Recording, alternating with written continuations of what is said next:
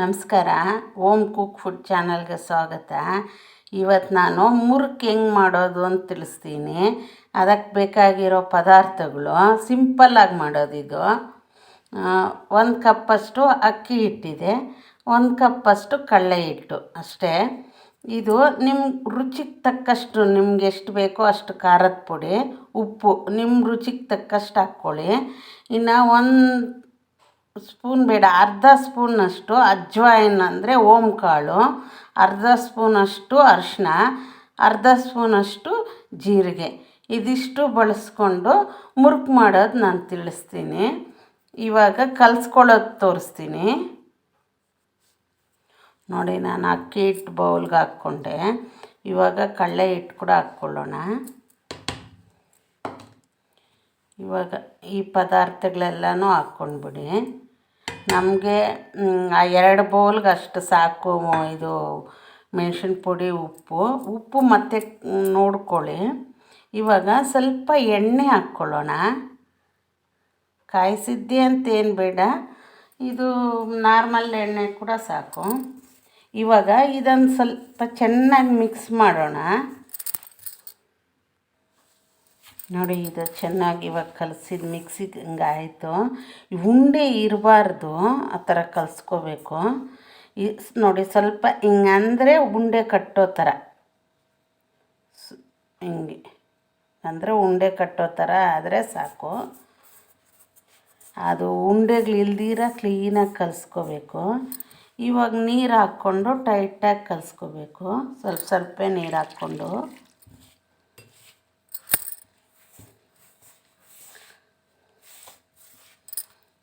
ಸ್ವಲ್ಪ ನೀರು ಹಾಕ್ಕೊಳ್ಳಿ.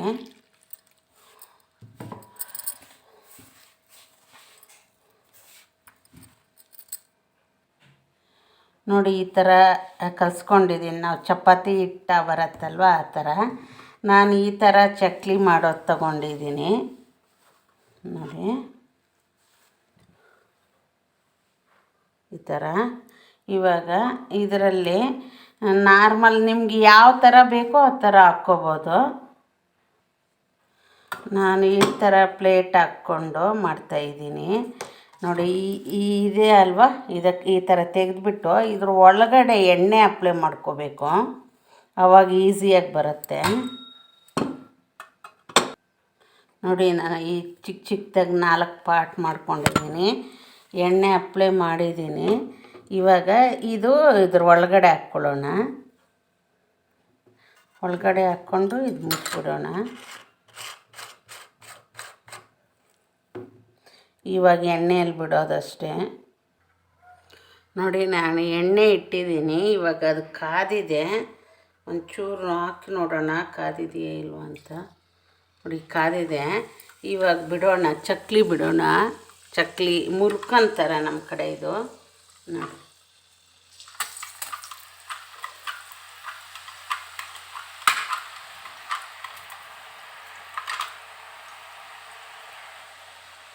ಹಂಗೆ ಡೈರೆಕ್ಟ್ ಬಿಟ್ಬಿಡೋದೆ. ಚಕ್ಲಿಗಳಾದರೆ ಬೇರೆ ತಟ್ಟೆಯಲ್ಲಿ ಮಾಡಿಕೊಂಡು ಇದರಲ್ಲಿ ಬಿಡ್ಬೋದು. ಇದು ಒಂದೇ ಸತಿ ಈ ಥರ ದೊಡ್ಡದಾಗಿ ಬಿಡೋದಕ್ಕೆ ಮುರುಕು ಅಂತಾರೆ. ಇವಾಗ ಇದು ಸ್ವಲ್ಪ ಫ್ರೈ ಆಗಬೇಕು ನೋಡಿ. ಸ್ವಲ್ಪ ಇದು ಫ್ರೈ ಆದಮೇಲೆ ನೋಡಿಕೊಂಡೆ ತಿರುಗಿಸ್ಕೊಳ್ಳಿ, ಇಲ್ಲಾಂದರೆ ಮುರಿದೋಗುತ್ತೆ ನೋಡಿ. ಇವಾಗ ಇದು ಇನ್ನೊಂದು ಕಡೆ ಚೆನ್ನಾಗಿ ಫ್ರೈ ಆಗಲಿ ನೋಡಿ. ಇವಾಗ ಇದಾಗಿದೆ, ಇದು ತೆಗೆದುಬಿಡೋಣ.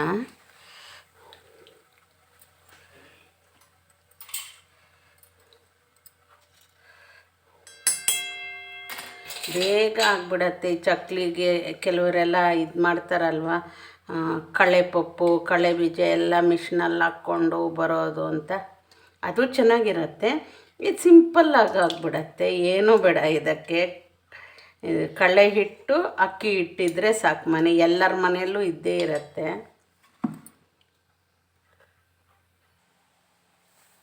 ನೋಡಿ. ಇವಾಗ ಮುರುಕು ರೆಡಿ ಆಗಿದೆ ನೋಡಿ. ಈ ಥರ ಮಾಡ್ಕೊಳ್ಳಿ, ಒಂದೊಂದು ಚಿಕ್ಕದಾಗಿ. ಇದು ಈ ಥರ ಬೇರೆ ಬೇರೆ ಪ್ಲೇಟಲ್ಲಿ ಮಾಡಿ ಮಿಕ್ಚರ್ ಕೂಡ ಮಾಡ್ಕೋಬೋದು. ಸಣ್ಣದ್ದು ದೊಡ್ಡದು ಎಲ್ಲ ಮಾಡಿ ಇವಾಗ ಮಿಕ್ಚರ್ ಅಂಗಡಿ ತಗೊಂಡ್ರೆ ಎಲ್ಲ ಟೈಪ್ ಮಿಕ್ಸ್ ಇರುತ್ತಲ್ವ, ಆ ಥರ ನಾನು ಈ ಥರ ಮಾಡಿದ್ದೀನಿ. ಇವಾಗ ಮುರುಕು ಅಂತೀವಿ ಇದನ್ನು ನಾವು. ಇದು ಕಡಲೆಪಪ್ಪು ಅಕ್ಕಿ ಹಿಟ್ಟು ಮಿಕ್ಸ್ ಮಾಡ್ಬೋದು, ಇಲ್ಲ ಅಂದರೆ ಕಡಲೆ ಬೀಜ ಅಕ್ಕಿ ಹಿಟ್ಟು ಮಿಕ್ಸ್ ಮಾಡಿ ಮಾಡ್ಬೋದು, ಉದ್ದಿನಬೇಳೆ ಅಕ್ಕಿ ಹಿಟ್ಟು ಮಿಕ್ಸ್ ಮಾಡ್ಬೋದು. ನಾನೆಲ್ಲ ತೋರಿಸ್ತೀನಿ ಬೇಕಾದರೆ. ಇದು ಸಿಂಪಲ್ಲಾಗಿ ಏನೂ ಇಲ್ಲ ಅಂದ್ರೂ ಒಂದು 15 ನಿಮಿಷದಲ್ಲಿ ಆಗೋಗುತ್ತೆ ಈ ಥರ ಮುರುಕು ಮನೆಯಲ್ಲಿ ಮಾಡಿದ್ರೆ.